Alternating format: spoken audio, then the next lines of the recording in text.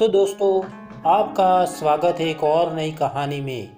हमेशा सकारात्मक कैसे रहे। एक छोटे से गांव में एक युवक रहता था जिसका नाम अर्जुन था। अर्जुन एक साधारण किसान था, लेकिन उसे हमेशा नकारात्मकता से घिरे रहने का अनुभव होता था। गांव के लोग अक्सर कठिनाइयों, मौसम की बेरुखी और फसलों की कमी की बातें करते थे।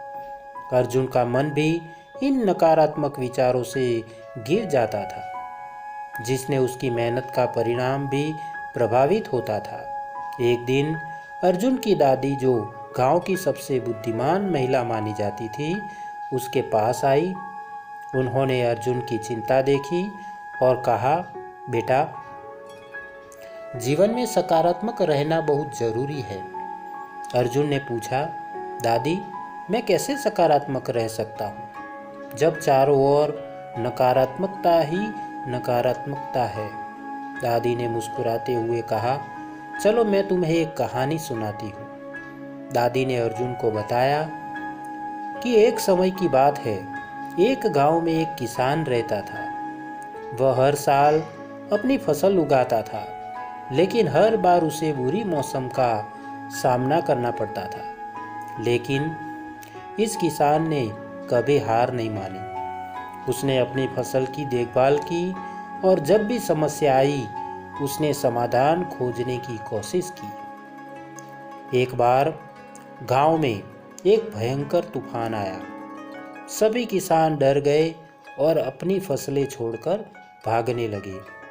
लेकिन वह किसान अपने खेत में खड़ा रहा और उसने कहा, अगर मैं हार मान लूँगा तो मेरी मेहनत बेकार जाएगी। उसने अपनी फसल की रक्षा के लिए हर संभव कोशिश की। तूफान के बाद उसके खेत में उसकी फसल, उसकी मेहनत रंग लाई। उसकी फसल बाकी सभी से बेहतर थी। उसने अपने गांव के लोगों को दिखाया कि सकारात्मक सोच से कठिनाइयों का सामना किया जा सकता है। यह कहानी सुनकर अर्जुन ने सोचा, क्या मैं भी ऐसा कर सकता हूँ? उसने अपनी दादी से पूछा, दादी, मैं अपनी सोच में सकारात्मकता कैसे ला सकता हूँ?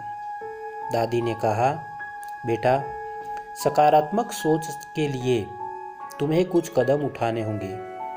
पहले, हर दिन सुबह उठकर एक अच्छी सोच के साथ दिन की शुरुआत करो। अपने मन में यह कहो कि आज का दिन अच्छा होगा। अर्जुन ने अगले दिन से ही इस पर काम करना शुरू कर दिया। उसने सुबह उठते ही खुद से कहा, मैं आज कुछ नया सीखूंगा और अपनी मेहनत से कुछ हासिल करूंगा। एक सप्ताह बाद गांव में बारिश नहीं हुई और फसलें सूखने लगी। सभी किसान चिंतित थे, लेकिन अर्जुन ने खुद को सकारात्मक रखा। उसने सोचा, अगर बारिश नहीं हुई तो मैं अपनी फसल को पानी कैसे दूंगा? उसने गांव के कुएं से पानी लाने का निर्णय लिया। उसने अपने दोस्तों को भी शामिल किया और मिलकर पानी लाने लगे। उनकी मेहनत रंग लाई और उसकी फसलें धीरे धीरे हरी होने लगी। कुछ समय बाद गांव के कुछ लोग अर्जुन की मेहनत की तारीफ करने लगे, लेकिन वही कुछ लोग उसे हंसते हुए कहते थे, तुम्हारी मेहनत बेकार है, ये बारिश फिर से नहीं होगी।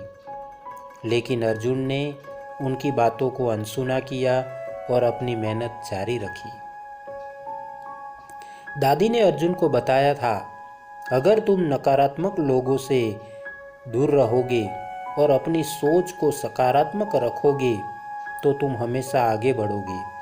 अर्जुन ने इसी तरह अपने प्रयास जारी रखे।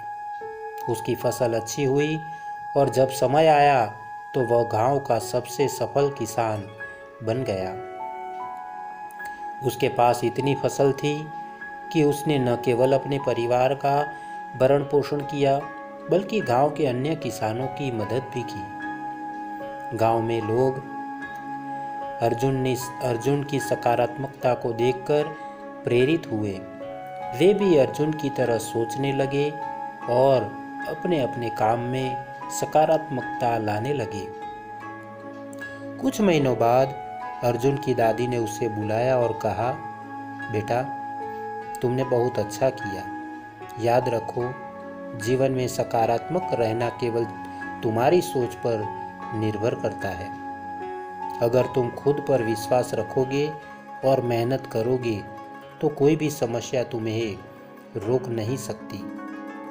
अर्जुन ने दादी की बातों को दिल से समझा और गांव में सकारात्मकता फैलाने का निर्णय लिया।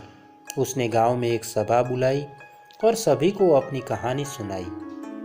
उसने बताया कि कैसे उसने नकारात्मकता से जूझते हुए अपनी सोच को सकारात्मक रखा और सफलता हासिल की। इस कहानी से अर्जुन ने सीखा कि सकारात्मकता केवल एक सोच नहीं बल्कि एक जीवन शैली है। उसने गांव के लोगों को बताया कि कठिनाइयां जीवन का हिस्सा है, लेकिन अगर हम सकारात्मक रहे और मेहनत करें तो हम हर मुश्किल का सामना कर सकते हैं। इस प्रकार अर्जुन ने न केवल अपनी जिंदगी बदली बल्कि पूरे गांव में सकारात्मकता का संचार किया। आज भी गांव वाले उसे याद करते हैं और उसकी प्रेरणा से अपने जीवन में सकारात्मकता लाने की कोशिश करते हैं। इस प्रकार अर्जुन की कहानी यह सिखाती है कि हमें हमेशा सकारात्मक रहना चाहिए, चाहे परिस्थिति कैसी भी हो। सकारात्मकता ही हमें सफलता की ओर ले जा सकती है। तो दोस्तों, कैसी लगी है हमारी ये नई कहानी? तो आशा करता हूँ कि आपको यह कहानी अच्छी लगी होगी। अगर आपको यह कहानी अच्छी लगी है तो एक लाइक और एक शेयर ज़रूर करना दोस्तों। और हाँ दोस्तों, चैनल को सब्सक्राइब करना मत भूलना। आपके प्यार को इसी तरह देते रहना, क्योंकि हम आपके लिए इसी तरह की अच्छी और मनपसंद कहानियाँ आगे भी लाते रहे। तो दोस्तों, आज के लिए इतना ही। फिर मिलेंगे एक और नई कहानी के साथ। तब तक के लिए आप सबको हमारा धन्यवाद। जय हिंद।